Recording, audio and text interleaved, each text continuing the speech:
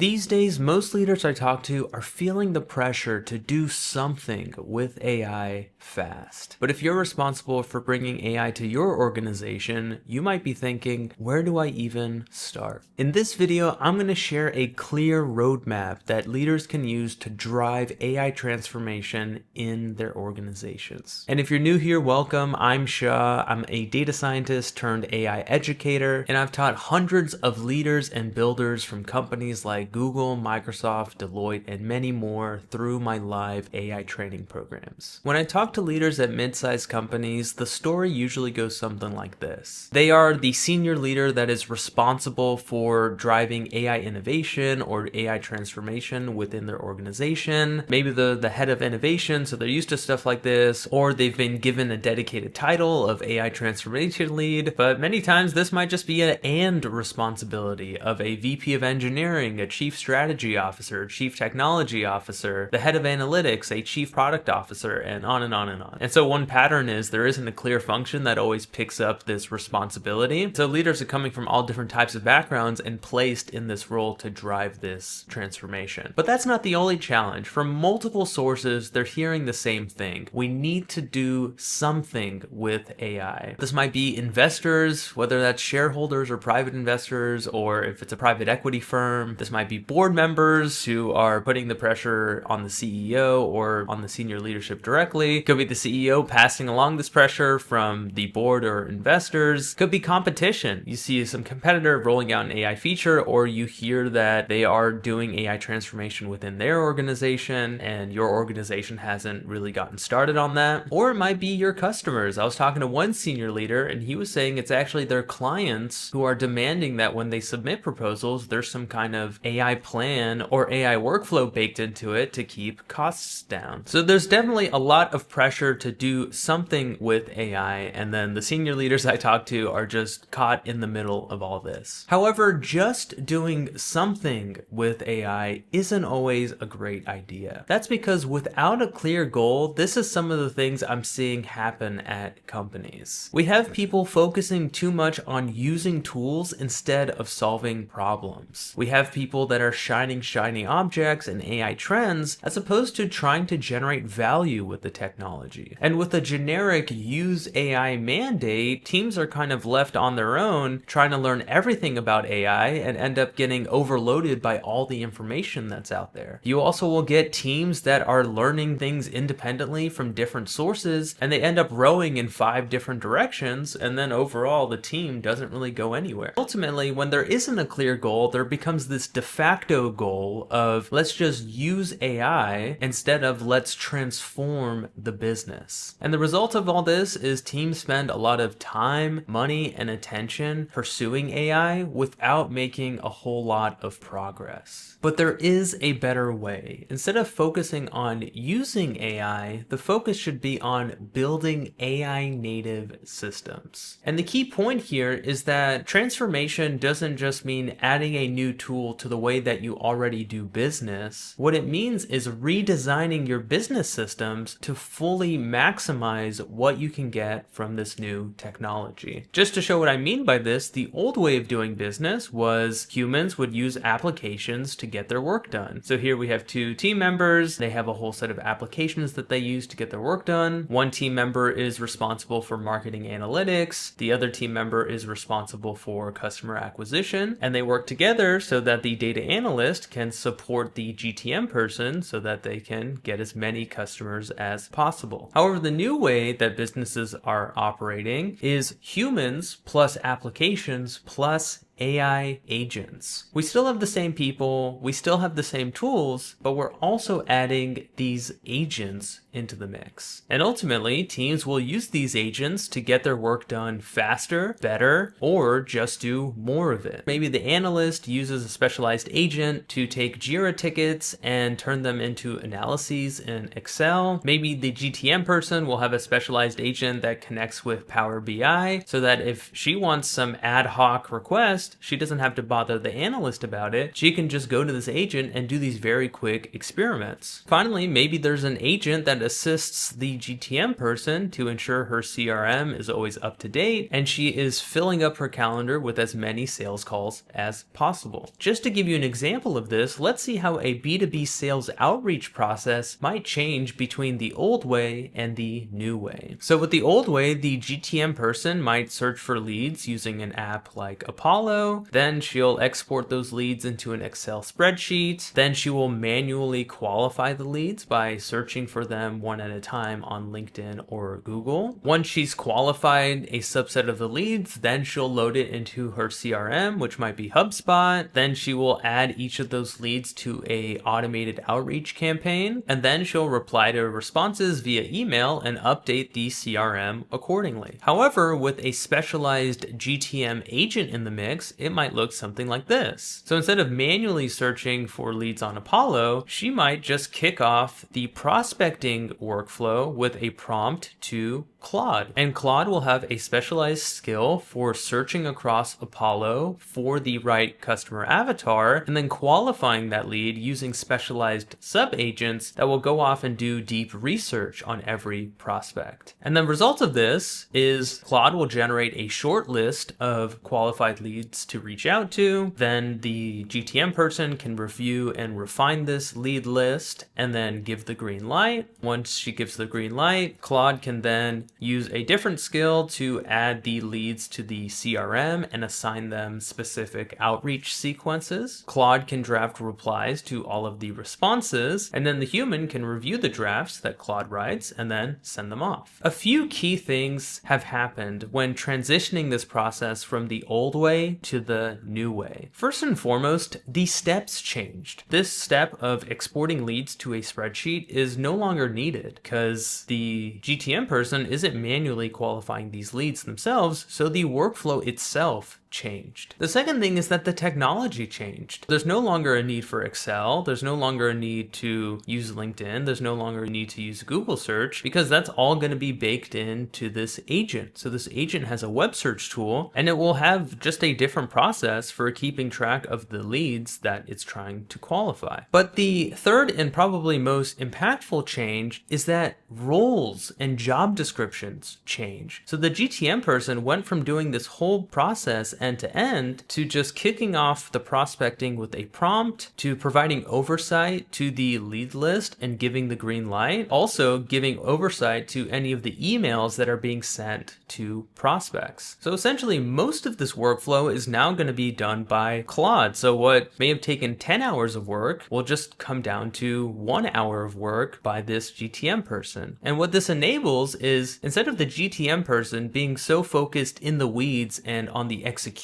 of the workflow, the GTM person can now start working on the workflow instead of in the workflow. In other words, they can spend the time to analyze funnel metrics to see how many of our emails are actually being opened, how many people are actually replying. For the people who reply, how many are saying yes, how many are saying no. Of the people who say yes, how many people are actually showing up to sales calls. Of the people who show up to sales calls, how many people are actually closing. So the GTM person can look at these high-level pipeline metrics and do targeted optimizations to improve the funnel. So this new way of getting customers is not only going to be faster for the GTM person, it's not only going to result in reaching out to more people, but ultimately it's going to result in higher quality work because the human can focus on the higher leverage work in this workflow. So far, I've really just laid out the vision and the destination of what AI transformation might look like. However, most teams aren't at that point where their salespeople can start creating custom agents and redesigning their workflows. A helpful roadmap here for getting teams from the old way of running their business to the new way is the following 4-step roadmap. The first step is to equip team members with AI tools. The second is to educate them on how to use those tools effectively. The third is that they actually adopt the technology and use it in their day-to-day work. And then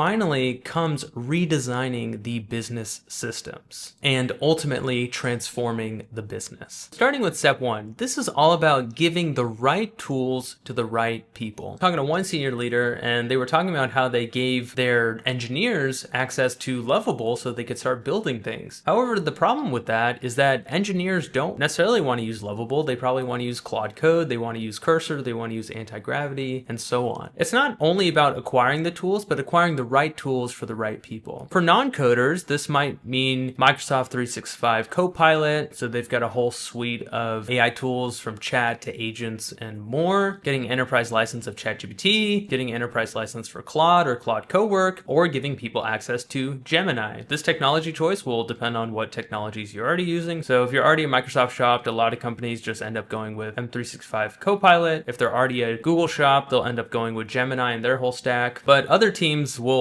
opt in for going with Claude or ChatGPT, even if they have these existing technologies. And for coders, this is going to come down to the ecosystem of AI coding tools that are out there. Here are many popular ones. We've got Claude Code, we've got Cursor, we've got Codex from OpenAI, we've got anti-gravity from Google, and we've got GitHub Copilot from Microsoft. I personally use Claude Code. I feel like it's the best tool right now for AI coding, but really any of these tools will be better than humans writing code from scratch. The second step is to educate. It's not just enough to give people tools, because this technology is very new and people may not know how to use it most effectively. Educating is really on aligning teams on a shared understanding of AI and its best practices. The two main things that are worth learning here are core concepts. Things like, what is AI even? What are large language models? How do they work? What are some best practices for writing good prompts? What is MCP and how do I set it up? And what are skills and how do I set those up? This will give team members a conceptual foundation for what this technology actually is. And then the second thing worth learning is tool-specific training. So once you have an idea of what this technology is and what it can do, then people need to learn, okay, how do I actually do this with my available tools? So this might be specific training for Claude or Claude Code or Microsoft 365 Copilot or whatever it is, and giving people frameworks and step-by-step guides on how to customize and utilize these tools for their work. And the second big question here is how to learn. And as a lifelong learner, I give a lot of thought to this, and the way I think about it is that there are 4 key ways to learn. The first is by concept. So this will be giving people access to self-paced courses, or having a trainer come in, or having someone internally give a workshop or something like that, or people self-learning on YouTube or whatever it is. This is just people learning the concepts, learning ideas. The second way to learn is learning by example. So it's not just enough to learn what the concepts are. People need to see those concepts applied to solving problems so they can start imagining what that might look like in their work. For example, anytime I lead a workshop or make a YouTube video, it's almost always going to be 50-50 split between laying down the conceptual foundation and then going through a concrete example. However, just learning the concepts and seeing someone else walk through an example is not enough to solidify your understanding.